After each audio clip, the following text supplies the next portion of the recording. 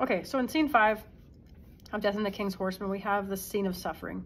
The last scene of a tragedy is always called the scene of suffering because it's where everybody dies. Not everybody, but the tragic hero almost always, and others who are close to the tragic hero. So this is, the setting is the cell where Ellison has been locked up by Simon. And Ellison calls Simon, well, he says, your twin brother, the moon. Well, it's a white moon, so he's like, white man, white moon. It's kind of funny. And Pilkings thinks the night is at peace now. And Ellison says, what does this mean for you? Like, what does peace mean to you? And Simon's like, well, it's quiet. And he's like, no, quiet doesn't always mean peace. And Ellison says, you did not save my life. You destroyed it, and you destroyed the lives of many people. He said, the moon was my messenger and my guide. When I missed that like gap in between the heaven and earth in the light of the moon, I've probably missed my time to commit the ritual suicide. He says, did you think this all over before you pushed our world from its course and sever the cord that links us to the great origin? Well, when it says sever the cord, obviously it's a reference to the umbilical cord, which is the maternal, which is the holding of life. So when you sever the maternal, you no longer have a hold on life. You just have a society that's just blowing in the wind. There's no roots, because the maternal gives us roots. The masculine pushes life along, so we need that as well, but the maternal gives us that grounding. And then there's no grounding. And Pilkings says, you don't really believe that. And Pilkings and Ellison keep saying the world is set adrift and its inhabitants are lost around them. There's nothing but emptiness, and that's a reference to chaos. That's one of your questions in the annotations. And then Iologia comes into the cell, and this is where we get deeper into the metaphor of the plantain. So a plantain, if you ever looked at a plantain, it's just like a big banana. And she talks about the stalk of the plantain, and she's using this metaphor to talk about how the grown-up plantain should basically the parent stalk is supposed to give all of itself to the child stalk, S-T-O-C-K, right? So like a child is not supposed to help the parent so much as the parent is supposed to basically dry itself out for the child. And that when Iologia makes the commentary that, and she even asks Ellison, she goes, does the parent give to the child or the child give to the parent? And he's like, I don't understand. And she's like, I'm not asking for your understanding, yes or no. And he says the parent gives to the parent is supposed to give to the child. And she goes, well, you reverse the course of the world. And so when she talks about that reversal, that's the reversal in tragedy called peripetia. Let me find the spot here so I can read you the exact part.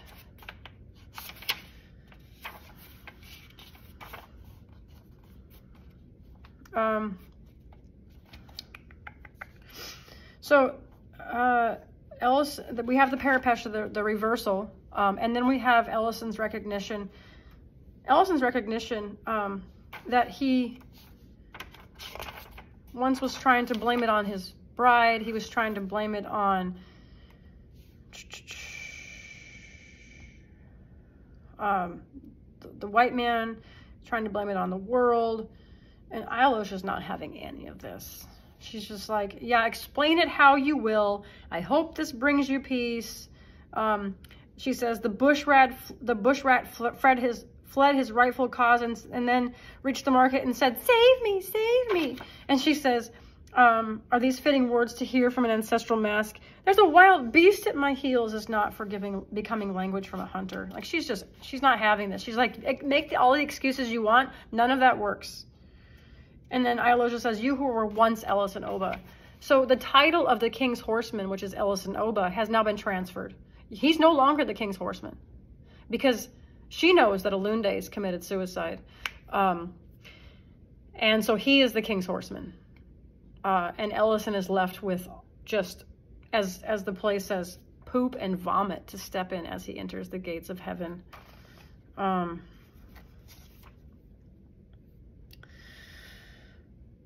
So then Iologia and Ellison have their little back and forth.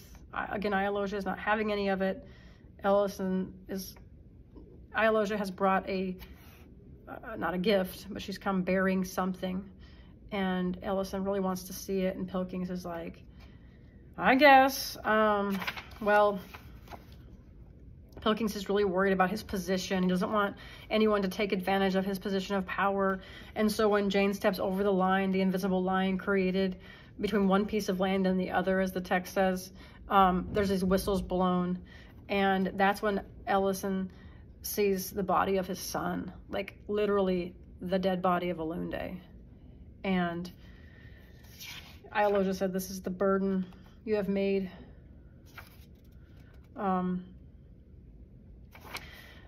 Ellison says, I have a duty to perform, and Pilkings says, well, whatever duty you have to do, you have to perform it in there. The praise singer calls for Ellison, Oba. He says, one last time. And the dirge is a funeral march. And then the praise singer says, if you had followed when you should, we would not say the horse preceded its rider. If you had followed when it was time, we would not say the dog has raced beyond and left his master behind. If you had raised your will to cut the thread of life at the summons of the drums. But now you must speak your words over the shadow that is the dead body of your son. The praise singer finally says, Ellison, we placed the reins of the world in your hands, and you watched it plunge over the edge into a bitter precipice. That's the edge of the bitter, that's into the abyss. You've sat with the folded arms while evil strangers tilted this world from its course and crashed it into the edge of emptiness, which is also the abyss. The praise singer says, what end will be, we are not gods to tell. So that means like they have no idea what's going to happen after these deaths. Our world is tumbling into the void of strangers, more collapse of culture. Finally, Simon turns his head, and Ellison takes the chain that he's like basically in shackles and chains. And he takes the chain and just wraps it around his neck. So, Simon tries to restore him, basically tries to give him CPR, and Iologia's just like, why are you even trying to do that? Like, he doesn't even want you to do that. Like, he's dead now, and he's going to, like, be stepping in the poop and dung and droppings of mice and whatever that his son and the dog and the horse left. So Iologia has it out for Pilkings here at the end. She says, the gods demanded only the expired plantain, so the parent stock, but you cut down the sap-laden shoot to feed your people, your pride. And she says, there is your board, filled to overflowing, feast on it. Basically, she says, when she says, there is your board, filled to overflowing, she means, here's everything. Your board, like a charcuterie board, like, here's everything, overflowing. It's all yours because it's what you've demanded. You've demanded everything. So even though she's not letting Ellison off the hook to use Pilkings' presence as an excuse, she does still blame him after Ellison dies a little bit.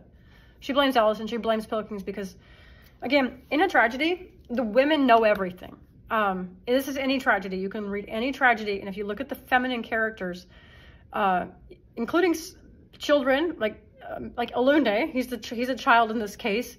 He knows everything. He does what he has to do. But if you look at women and children in a play or a tragedy play, they will tell you the truth. It's called the Cassandra factor. Cassandra was a ancient Trojan woman who was taken as a prize of war during the Trojan War, and she told her curse was that she would be cursed to tell the truth, and no one would believe her. And that's the curse of Cassandra, and it applies to every woman in a tragedy. And we're going to find out also that in Infernal Comedy, which is the comedy that's closest to the abyss, women and children are also abused. And that's the end. Hopefully this helped. Bye.